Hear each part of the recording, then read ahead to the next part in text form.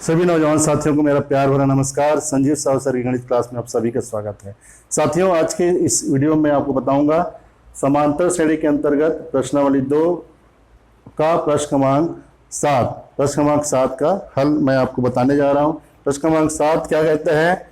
यदि किसी समांतर श्रेणी के पीवें और क्यूवें पदों का माध्य आरवें तथा एसवें पदों के माध्य के बराबर है तो सिद्ध कीजिए कि P धन Q बराबर R धन S।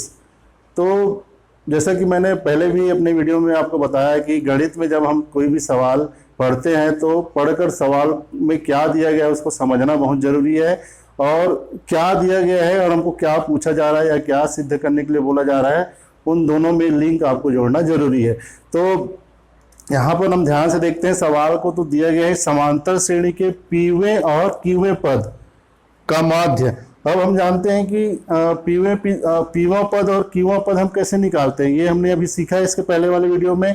तो कैसे ज्ञात करते हैं? जैसे हमको हमारा जो स्टैंडर्ड फार्मूला है वो एनवें पद के लिए होता है। एनवा पद हम कैसे ज्ञात करते हैं?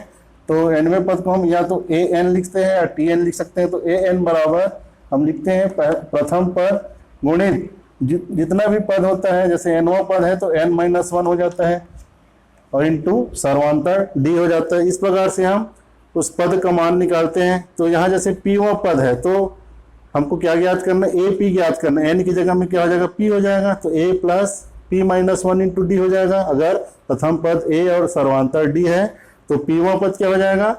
ए प्लस p-1 इंटू डी। उसी प्रकार से क्यूवा पद क्या हो जाएगा? ए प्लस q-1 इंटू डी। अगर समझ में आ गया तो काफ़ी आसान है, और नहीं समझ में आ गया तो फिर यही चीज़ आपके लिए कठिन हो जाएगी। और उसी प्रकार से आरवें पद और एसवें पद, तो आरवां पद क्या हो जाएगा? ए प्लस r-1 इंटू डी, और एसवां पद क्या हो जाएगा? ए प्लस s-1 इंटू डी। इस प्रकार से पद हमको अगर ज्ञात हो गए तो उनका समांतर माध्य निकाल सकते हैं। तो चलिए इसमें आगे बढ़ते हैं इस सवाल में। तो हल हो जाएगा इसका। हल शुरू करते हैं। माना कि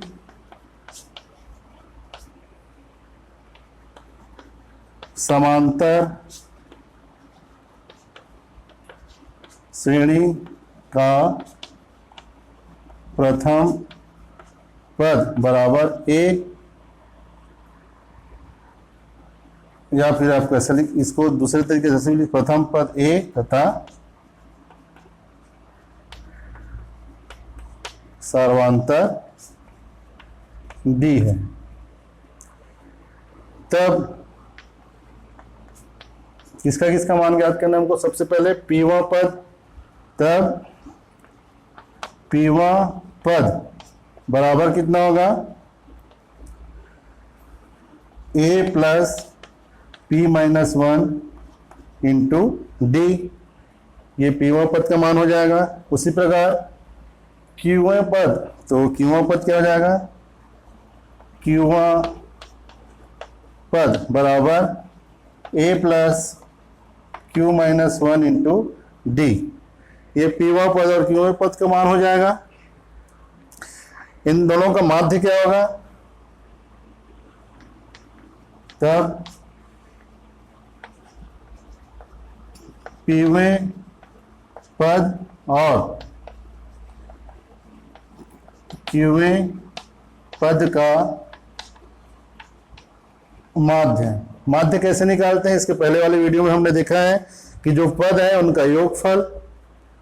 तो पीवा पद और क्यूवे पद का हमको समांतर माध्य निकालना है। तो पीवे पद और क्यूवे पद का योगफल, और चूंकि पद कितने हैं? पीवा पद 1 हुआ और क्यूवा पद 2 हुआ, तो 2 पद हैं। तो इस प्रकार से पीवे पद और क्यूवे पद का माध्य बराबर हो जाएगा, बराबर आप यहां लिख सकते हैं पीवा पद धन क्यूवा पद, दोनों का योगफल हो गया और पूरे का बट्टा 2।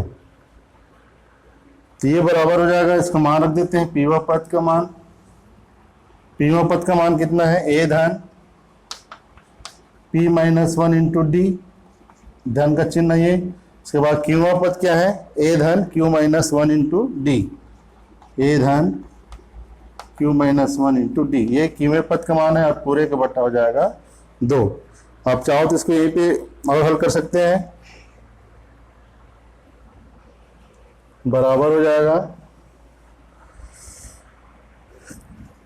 इसको आप ध्यान से देखेंगे, देखिए प्लस ए प्लस ये दोनों जुड़ जाएंगे तो ये हो जाएगा 2a और p माइनस 1 का गुणांक d है, यहाँ पे q माइनस 1 का गुणांक d है, तो इन दोनों में हम d को कॉमन निकाल कर लिख सकते हैं। तो कैसे होगा, तो a प्लस ए बराबर हो जाएगा 2a प्लस p माइनस 1 और यहाँ पे कितना है q माइनस 1 और d जो है वो बाहर आ जाएगा। इसमें और इसमें हमने d को कॉमन निकाल लिया है यहाँ पे और पूरे का बट्टा हो जाएगा 2, तो बराबर 2a प्लस हो जाएगा p प्लस q माइनस 1 हो जाएगा -2 इंटू डी बटे पूरे का बट्टा 2। तो इस प्रकार से ये पीवे पद और क्यूवे पद के माध्य का मान हो गया। अब हमको क्या ज्ञात करना है, आरवें पद और एसवें पद का माध्य ज्ञात करना है। तो आरवां पद क्या होगा, अब आरवां पद बराबर, तो जैसे एनवां पद ज्ञात करते हैं वैसे आरवां पद, प्रथम पद हमने माना है, प्रथम पद कितना है ए है और सर्वांतर डी है, तो A plus R minus 1 into D हो जाएगा, ये आरवां पद हो गया। उसी प्रकार एसवां पद बराबर A plus S minus 1 into D. आरवें तथा एसवें पदों का माध्य, अभी आरवां और एसवें पद का माध्य क्या होगा, अतः आरवें तथा एसवें पद का माध्य बराबर कितना होगा, आरवां पद धन एसवां पद पूरे का बटा 2 हो जाएगा, क्योंकि आरवां पद और एसवें पद का हमको माध्य निकालना है। तो आरवां पद धन एसवां पद, कुल कितने पद हैं यहाँ पर, 2 पद हैं, आरवां एक पहला पद हुआ, एसवां दूसरा पद हुआ, 2 पद हैं, तो बटे 2 हो गया। अब आरवां पद का मान कितना निकाले हमने, A plus R minus 1 into D, फिर बीच में धन का चिन्ह रहेगा। एसवें पद का मान कितना है, ए धन S minus 1 into D. S जो है वो 5 जैसे दिख रहा है, यहाँ कंफ्यूज नहीं होना, ये 5 नहीं है, क्या है, एस है, और ये पूरे का बट्टा 2। इसको सरल करते हैं तो मान कितना आता है, जैसे इसके पहले वाले में किए थे, ए और ए दोनों में जुड़ जाएंगे तो 2a हो जाएगा, और इस दोनों में d कॉमन निकलेगा तो जाएगा r माइनस 1, और यहाँ पे कितना है s माइनस 1, और d जो है वो बाहर रहेगा, पूरे का बट्टा 2। इसको और सरल करते हैं तो कितना हो जाएगा, ये 2a प्लस पुस्तक में क्या बचेगा, r प्लस एस और -1 हो जाएगा -2, तो r प्लस एस -2, बाहर में d पूरे का बट्टा 2। तो इस प्रकार से ये आरवें और एसवें पद का माध्य हो गया। प्रश्नानुसार प्रश्न में क्या कहा गया है कि किसी समांतर श्रेणी के पीवे और क्यूवे पदों का समांतर माध्य, जो कि हमने यहाँ पर निकाला है, पीवे और क्यूवे पद का माध्य निकाला है, कि आरवें तथा एसवें पदों के माध्य के बराबर है। पीवे और क्यूवे पद का जो माध्य हमने निकाला है वो आरवें और एसवें पद के जो माध्य निकाले हैं दोनों आपस में बराबर हैं, तब उसके लिए सिद्ध करना है पी धन क्यू बराबर आर एस। तो प्रश्नानुसार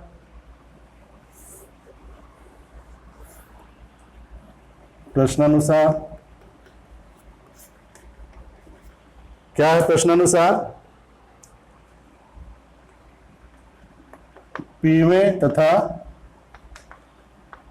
क्यूवे पद का माध्य बराबर, किसके बराबर है, ये आरवें तथा एसवें पद के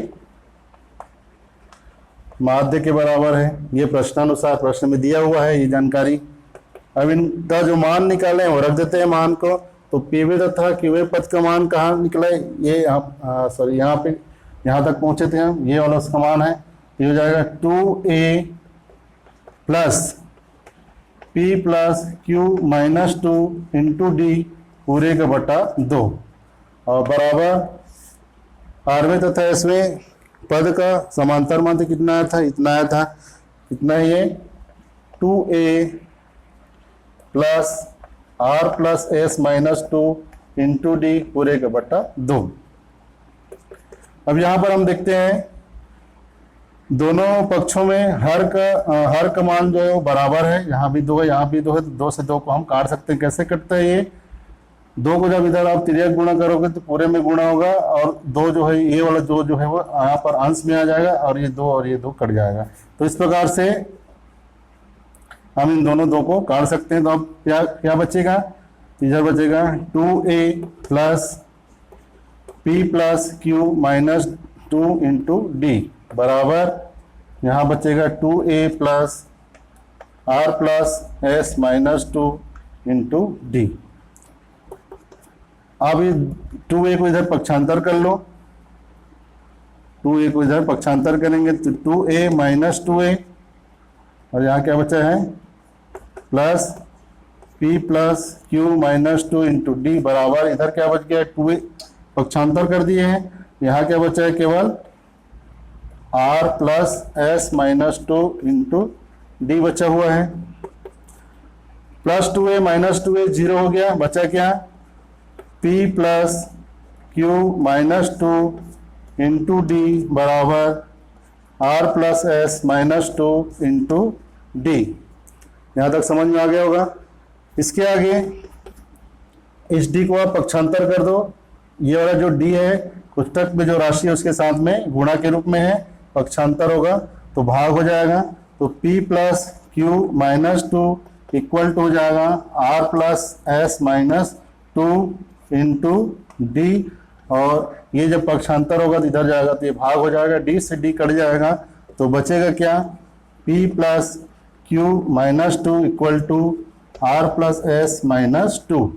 ये d और ये d कट गए आपस में। अब माइनस 2 को आप इधर पक्षांतर कर दो, चाहे इसको इधर पक्षांतर करो या इस माइनस 2 को इधर पक्षांतर करो।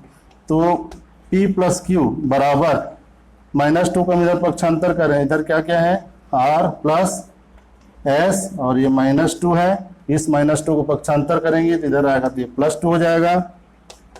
तो p प्लस क्यू बराबर माइनस 2 प्लस 2 0 हो गया, क्या बचा r प्लस एस। तो हमको मिला p प्लस क्यू बराबर r प्लस एस, यही हमको सिद्ध करना था।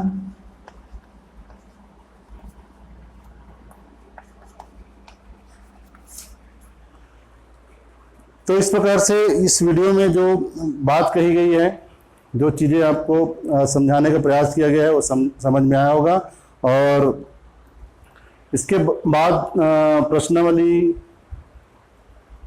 2 के बाद में प्रश्नावली 3 आता है। प्रश्नावली 3 में